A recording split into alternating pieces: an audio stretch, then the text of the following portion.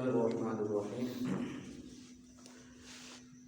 ہمیں اس پر اللہ تعالیٰ کا زیادہ سے زیادہ شکر ادا کرنا چاہیے کہ اللہ پاک نے ہمیں ایمان کی دولت عطا فرمائی ہے، اور شکر کے ساتھ ساتھ ہمیں اپنے آخرت کی تیاری بھی بھرپور انداز میں کرنی چاہیے، کیونکہ انسان کی زندگی کے وہ لمحات کہ جو انسان آخرت کی تیاری میں لگاتا ہے، اصل اس کی قیمتی زندگی وہی ہے۔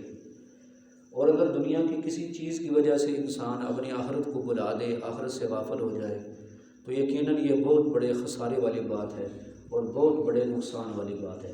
اللہ تعالیٰ نے قسم اٹھائی ہے زمانے کی، والعصر ان الانسان لفی خسر، قسم ہے زمانے کی کہ انسان نقصان میں ہے، الا الذین آمنوا وعملوا الصالحات، مگر وہ لوگ جو ایمان لائے اور اچھے اعمال کیے، وتواصوا بالحق، اور حق پر قائم رہتے ہوئے حق کی آگے نصیحت اور وصیت بھی کی، وتواصوا بالصبر، اور دنیا میں رہے صبر کرتے اور آگے صبر کے اوپر قائم بھی رہے۔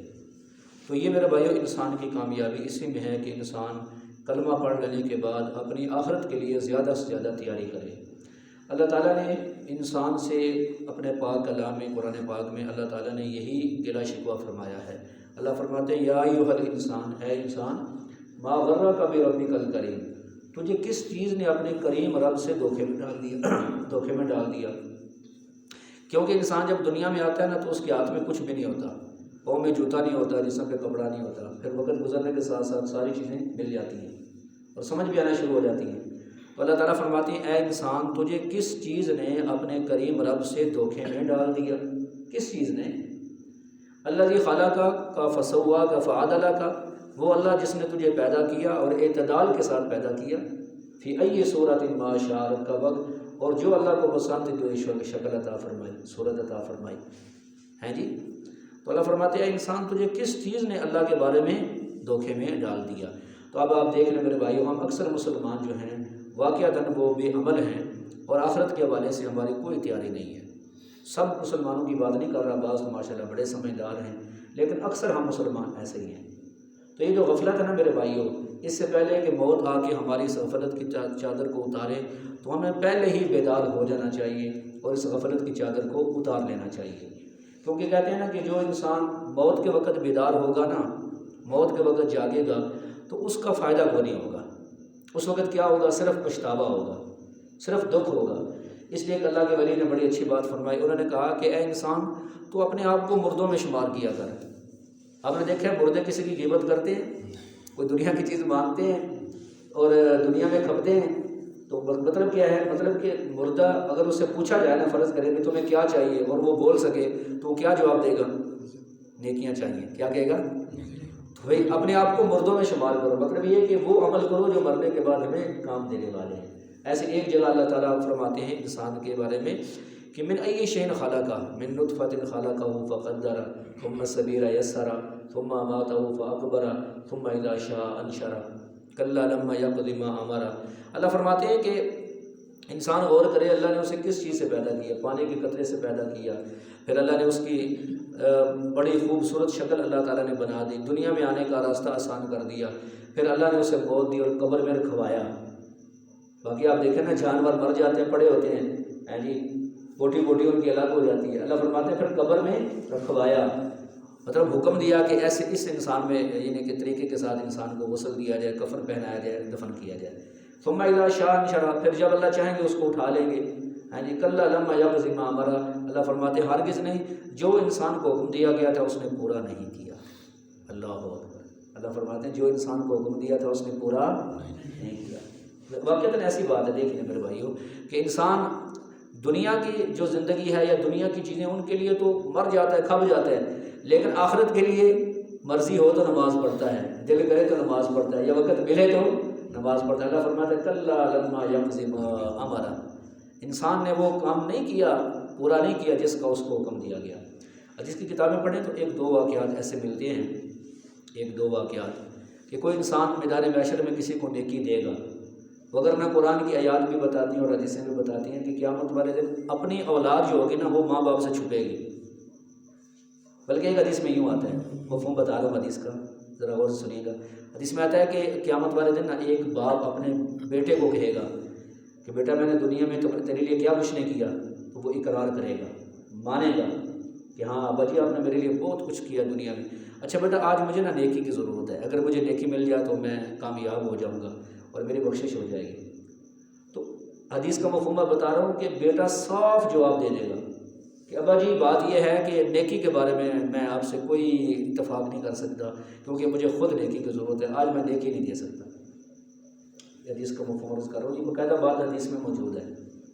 ایسی حدیث میں آتا ہے کہ بیوی کو بھی کہے گا، بات سمجھا رہی ہے، اور اس کے الٹ بھی ہوگا، بچہ باپ کو بھی یہی بات کہے گا کہ ابا جی آپ دنیا میں مجھ سے بڑی محبت کرتے تھے، آج ایک نیکی دے دے، باپ کہے گا نہیں۔ ایسے ہی ماں بچوں کو کہے گی، بچے ماں کو کہیں گے، رشتے دار، تو کوئی کسی کو نیکی دینے کے لیے تیار نہیں ہوگا۔ پھر اس وقت سمجھ آئے گی میرے بھائیوں کہ نیکی کتنی قیمتی چیز ہے۔ لہٰذا قرآن پاک میں بھی اللہ تعالیٰ دو منظر ہیں، ذرا سن لیں، میں مفہوم بتاؤں گا، دو منظر ہیں قرآن پاک میں۔ ایک منظر تو یہ ہے کہ اللہ رب العالمین فرماتے ہیں کہ قیامت والے دن ایسا ہوگا کہ یوم یفر المرء من اخیہ و امہ و ابیہ و صاحبتہ و بنیہ لکل امرئ منہم یومئذ شأن یغنیہ۔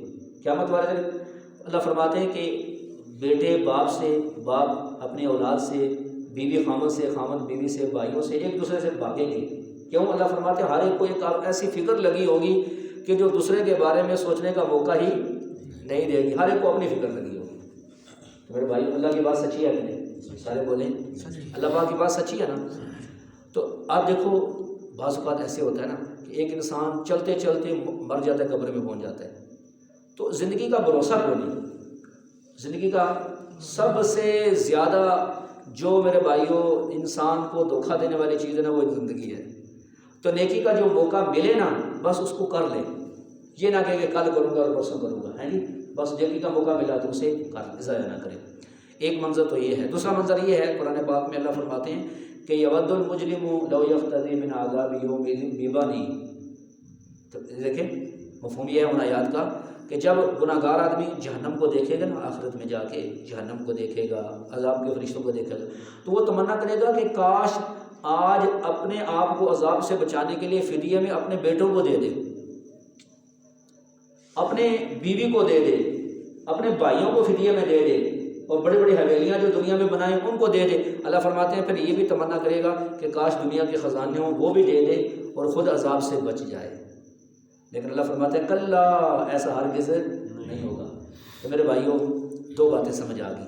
ایک تو یہ کہ دنیا میں کتنا بھی کوئی پیارا رشتہ ہو نا تو آخرت میں وہ نیکی دینے کے لیے تیار نہیں ہوگا، لہذا دنیا کے رشتوں کی خاطر انسان اپنی آخرت کو برباد نہ کرے۔ نہیں سمجھ آئی؟ بولے تو صحیح تھوڑا سا۔ دنیا کے جو رشتے ہیں میرے بھائیوں، ان کی خاطر انسان اپنی آخرت کو برباد نہ کرے۔ ایک یہ بات سمجھ آئی۔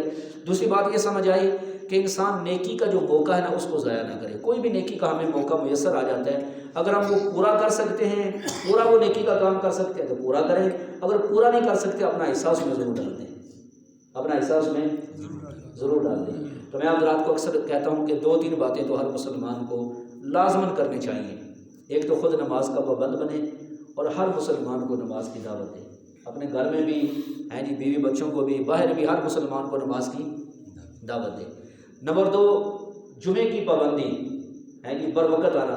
جمعے کے اس لیے کہتا ہوں کہ بھئی علماء کی ذمہ داری ہے لوگوں کو بتائیں کہ جو لوگ جمعہ لیٹ پڑھنے کے لیے آتے ہیں نا اپنے دنیاوی کام کاج کی وجہ سے یا اپنے کاروبار کی وجہ سے، وہ اپنا آخرت کا بڑا نقصان کر رہے ہیں، پورا ہفتہ کاروبار کرتے ہیں، کیونکہ جمعے والے دن ایک ایسا عمل ہے کہ جو پورے ہفتے میں نہیں ہے، وہ ہے غسل کرنا، خوشبو لگانا، سرما پہننا، اپنا لگانا، اور باقی جو اعمال بتائے گئے ہیں بھی مسجد میں جلدی آ جانا۔ اس جب جتنے قدم چل کے آئے گا ہر قدم پہ 1 سال کی نفلی عبادت اور 1 سال کی نفلی روزے کا ثواب ہے، لیکن جلدی آنے کے ساتھ ہے، یہ نہیں ہے کہ خطبہ ہو رہا ہے تو بندہ آ رہا ہے۔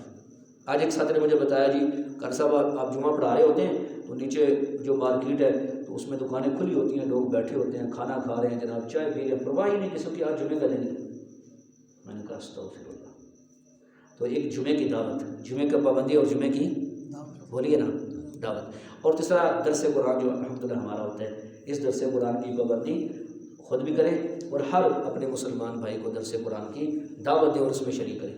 اب بظاہر ہمیں دنیا میں ان چیزوں کی قیمت نظر نہیں آ رہی، لیکن جب یہ آنکھ بند ہوگی اور قبر میں جا کے آنکھ کھلے گی نا پھر پتہ چلے گا یہ کتنے بڑے قیمتی اعمال ہیں۔ انسان خود نیکی پر چلے، کسی کی ہدایت کا ذریعہ بن جائے، تو نبی علیہ السلام نے فرمایا تھا سیدنا علی رضی اللہ عنہ کو مفہوم ہے کہ علی تمہاری وجہ سے ایک بندہ بھی اگر ہدایت پہ آ گیا تمہارے نجات کے لیے کافی ہے، ٹھیک ہے جی۔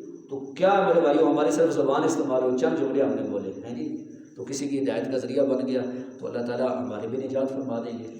تو یہ باتیں چند آج عرض کرنی تھی۔ اللہ تعالیٰ مجھے بھی اور آپ سب حضرات کو ان باتوں پہ عمل کی توفیق عطا فرمائے۔